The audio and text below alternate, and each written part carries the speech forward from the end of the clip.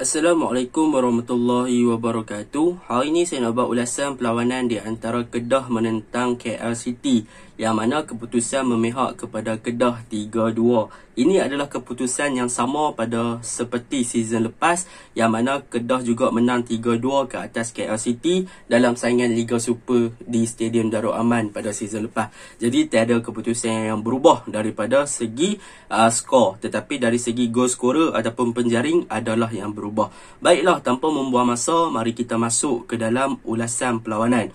Untuk ulasan perlawanan kali ini, saya akan mulakan dengan pasukan Kedah Darul Aman. Apakah kelebihan dan juga kekuatan yang saya suka tentang pasukan Kedah pada perlawanan ini? Yang pertama, apa yang saya suka adalah dari segi defending shape mereka, yang mana untuk pasukan Kedah pada perlawanan ini, mereka menggunakan formation 4-2-3-1, yang mana mereka akan meletakkan dua double pivot, iaitu Deci Marcel dan juga Dennis Buschening, yang lebih bertindak untuk membantu Deci Marcel di tengah berbanding bermain di posisi asal beliau sebagai attacking midfielder. Ini adalah disebabkan di bahagian tengah dah ada Syafiq Ahmad, Al-Hafiz dan sebagainya. Jadi kedua-dua player itulah yang akan bertindak lebih move to forward bagi membantu Rodney Ngah. Akan tetapi saya nak kembali kepada apa yang saya suka tadi, iaitu defending shape, yang mana untuk perlawanan ni kita boleh lihat ketika Kedah build up daripada bawah, Kedah akan meletakkan dua centre back sahaja di bahagian pertahanan, iaitu mereka akan memastikan Rodney Kelvin dan juga Jang Suk Wan sentiasa pairing dua di bahagian pertahanan. Dan yang menarik dengan dua centre back ni adalah apa? Yang mana di hadapan mereka akan letak Deci Marcel, yang akan sentiasa menjadi orang yang pertama menjadi backup kepada pasukan Kedah sekiranya Kedah di counter. Tetapi kita lihat dari sudut build up tadi, apabila Kedah build up menggunakan dua centre back, iaitu Rodney Kelvin dan juga Jang Suk Wan, mereka telah memberikan kelebihan kepada fullback, iaitu Arif Farhan di bahagian kanan dan juga Azmi Aris di bahagian kiri, untuk bertindak lebih ofensif dan juga lebih ke hadapan bagi memberi support kepada winger pasukan Kedah pada kali ini, pada perlawanan semalam, iaitu di bahagian kiri Azmi Aris akan lebih ke hadapan untuk membantu Syazwan Zainon di kiri, dan Arif Farhan di bahagian kanan akan move forward lebih ofensif untuk memberi support kepada Al-Hafiz untuk menggerakkan ataupun untuk membantu bahagian serangan di bahagian sayap. Jadi itu yang pertama yang saya suka daripada segi defending shape mereka, yang membentuk dua centre back sahaja, yang membolehkan fullback untuk lebih bertindak ofensif bagi membantu bahagian serangan ketika Kedah menyerang pasukan KL pada perlawanan semalam. Itu yang pertama. Yang kedua, apa yang saya suka tentang pasukan Kedah adalah tentang off-ball movement dan juga pergerakan tanpa bola senang saita pasukan Kedah pada perlawanan semalam, yang mana kita boleh lihat pasukan Kedah sentiasa bergerak, iaitu pemain yang tiada bola, mereka akan cuba bergerak dan mencari space atau ruang yang kosong untuk meminta bola daripada rakan-rakan sepasukan. Jadi apabila pemain-pemain pasukan Kedah sentiasa bergerak, iaitu off-ball movement pasukan Kedah sentiasa smooth dan bergerak lancar, maka Kedah akan ada banyak option atau choice atau pilihan, maksud yang sama, untuk memberi passing kepada pasukan sendiri ataupun kepada teammate mereka lah, untuk mereka buka game. Dan benda tersebut telah memberikan sedikit kesukaran kepada pemain KL City untuk marking ataupun untuk tutup passing link pasukan Kedah. Sebab apa? Sebab pemain Kedah sentiasa bergerak, off-ball movement pemain Kedah sangat-sangat cantik. Dan apa yang menarik tentang off-ball movement ni adalah Kedah berjaya menjaringkan gol, yang mana kita boleh tengok gol melalui Fayyad Zulkifli, yang mana disebabkan pergerakan tanpa bola pemain-pemain Kedah yang berlari-lari di celah-celah pertahanan pasukan KL di bahagian tengah pasukan KL, maka Kedah akan ada cari ruang kosong, yang mana Fayyad pandai untuk berlari di belakang pertahanan pasukan KL, dan Al-Hafiz nampak benda tu, dia buat lock passing ataupun buat passing ke belakang barisan pertahanan KL untuk mencari Fayyad bagi menjaringkan gol kedua pasukan Kedah.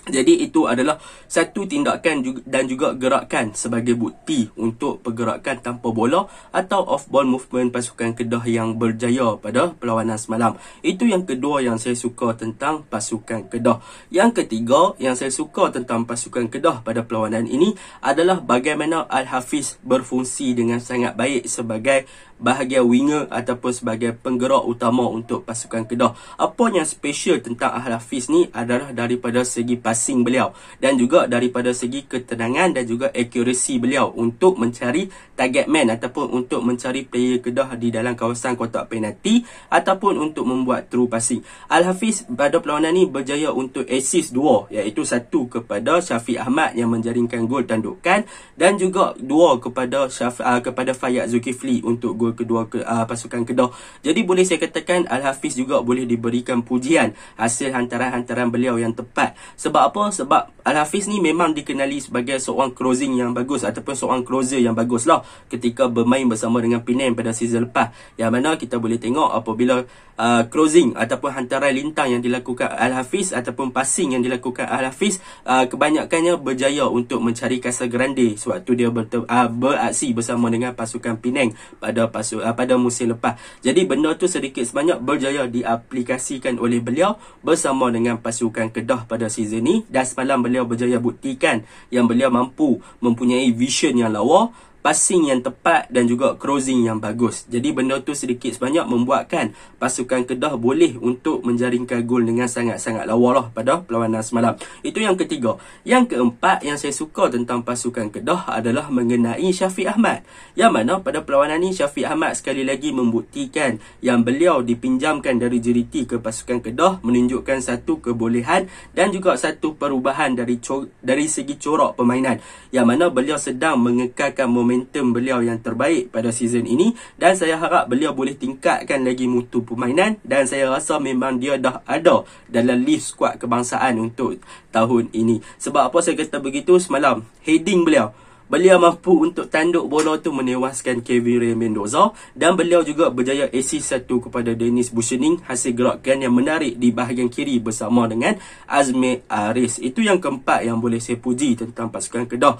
Dan yang kelima yang boleh saya puji untuk pasukan Kedah adalah gandingan Deci Marcel dan juga Dennis Buschening, yang mana untuk perlawanan ni mungkin ramai yang nampak Dennis Buschening ketika menjaringkan gol, tetapi sepanjang game Dennis Buschening untuk game kali ini beliau tidaklah terlalu memfokuskan untuk membantu dan juga memberi support kepada bahagian attacking force pasukan Kedah. Sebaliknya beliau lebih kepada menjadi double pivot bersama dengan JT Marcel, yang mana kita boleh tengok yang mana Dennis Buschening akan membentuk double pivot, iaitu berada di bahagian 2 pertahanan center back pasukan Kedah, dan beliau akan menggerakkan beberapa gerakan bersama dengan JT Marcel. Disebabkan peranan Dennis Buschening yang drop ke bawah untuk membentuk 2 double pivot bersama dengan JT Marcel, beliau telah memberikan kelebihan kepada JT Marcel untuk move lebih forward dan juga ofensif, dan beliau akan stay di tempat sebenar JT Marcel pada perlawanan semalam. Boleh saya katakan peranan Deci Marcel dan juga Dennis Buschening ni adalah antara key di bahagian tengah pasukan Kedah untuk lebih banyak pergerakan dan juga movement yang berlaku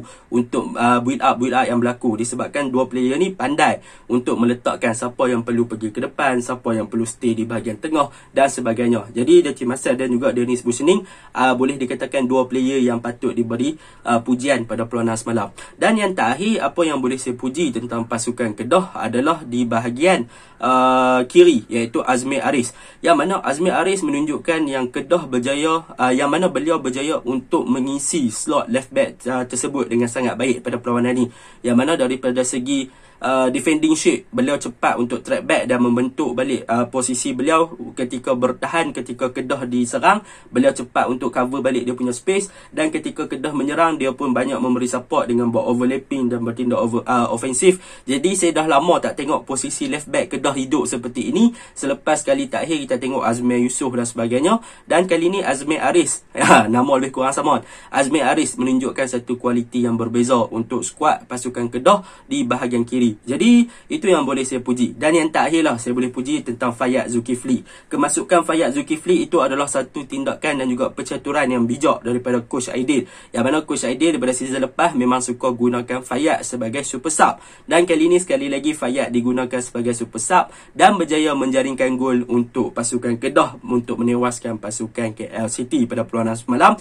Jadi memang kemasukan Fayyad tu sedikit sebanyak mengubah corak pasukan Kedah di bahagian attacking force. Kedah bermain dengan lebih laju dengan kepantasan dan juga kebijaksanaan yang ada pada Fayad yang boleh tempatkan diri di belakang pertahanan dan juga cari space yang kosong, maka Kedah pun boleh menjaringkan gol 2 dan juga 2 gol dalam masa yang agak dekat lah kan. Jadi benda tu sedikit sebanyak menyebabkan Kedah lebih efisien di bahagian hadapan pada perlawanan semalam. Itu yang boleh saya puji tentang pasukan Kedah. Kekurangan pasukan Kedah, apa yang boleh saya katakan kekurangan pasukan Kedah, mereka masih lagi tercari-cari rentak bagaimana mereka nak buat link up play dengan Rodney Ngah. Rodney Ngah daripada segi combination play, daripada segi untuk dia involve dalam pergerakan dan juga build up pasukan Kedah, dia tak ada masalah. Tetapi bagaimana Kedah nak cari jalan bagi mencari Rodney Ngah di bahagian hadapan untuk beliau mendapatkan bola dalam kedudukan yang senang untuk beliau skor. Itu yang menjadi masalah untuk pasukan Kedah sekarang. Mereka perlu cari jalan how they want to utilize Rodney Ngah punya kemampuan sebagai seorang striker. Itu yang perlu Kedah cari dan juga perbaiki solution tersebut. Kalau mereka berjaya untuk penggunaan ataupun berjaya untuk cari jalan untuk menggunakan Rodney Ngah dengan sepenuhnya, saya rasa bahagian hadapan Kedah akan menjadi lagi efektif, jadi lagi berkesan dan jadi lagi berbahaya. Sebab apa? Sebab kita tahu Rodney Ngah dia punya kemampuan, kelajuan dia ada, body dia ada, finishing pun dia ada, walaupun tak berapa padu tapi dia ada. Jadi Kedah sepatutnya boleh cari jalan bagaimana mereka nak menyelesaikan masalah tersebut, bagaimana mereka nak memastikan yang mereka boleh bina link up play dengan sangat baik untuk Rodney Ngah, untuk menjadikan kelebihan yang ada pada Rodney Ngah sebagai seorang striker berjaya dimanfaatkan untuk setiap game. Kalau tak, memang Kedah kena bermain dengan overall game, kena main dengan semua position lah, main kanan, kiri, tengah dan sebagainya, baru boleh jaringkan gol. Jadi kalau nak main tanpa harapkan Rodney Ngah, mereka perlu ubah jadikan Rodney Ngah tu sebagai fast nine, supaya Rodney Ngah boleh create space pula kepada rakan-rakan sepasukan yang lain. Kalau tidak, jangan jadikan Rodney Ngah sebagai target man ataupun sebagai lone striker. Jadikan beliau sebagai fast nine yang mampu untuk create space kepada Syafiq, kepada Al-Hafiz dan sebagainya untuk menjaringkan gol. Jadi itu untuk pasukan Kedah. Kita masuk kepada ulasan pasukan KL pula.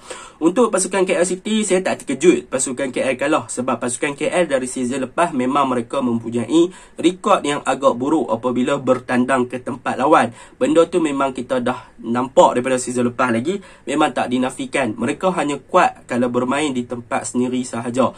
Baiklah, saya akan terangkan tentang beberapa faktor sebab apa KL kalah. Yang pertama adalah tentang bagaimana mereka punya defending ataupun mereka punya back four. Back four pasukan KL pada perlawanan semalam memang tidak compact. Mereka terlalu memberi ruang kepada pemain-pemain Kedah untuk membuat larian dan membuat larian di bahagian pertahanan mereka sendiri, dan mereka memberi ruang yang agak besar untuk winger pasukan Kedah penetrate mereka punya wide position, dan benda tu sedikit sebanyak membuatkan pasukan Kedah selesa di bahagian hadapan lah. Jadi boleh saya katakan defending pasukan KL semalam tak compact. Satu, mereka tak ada communication. Satu, dari segi marking, memang mereka tak marking, mereka banyak loose marking, menyebabkan player Kedah boleh lari di belakang mereka sendiri. Itu yang berlaku di bahagian pertahanan pasukan KL pada perlawanan semalam.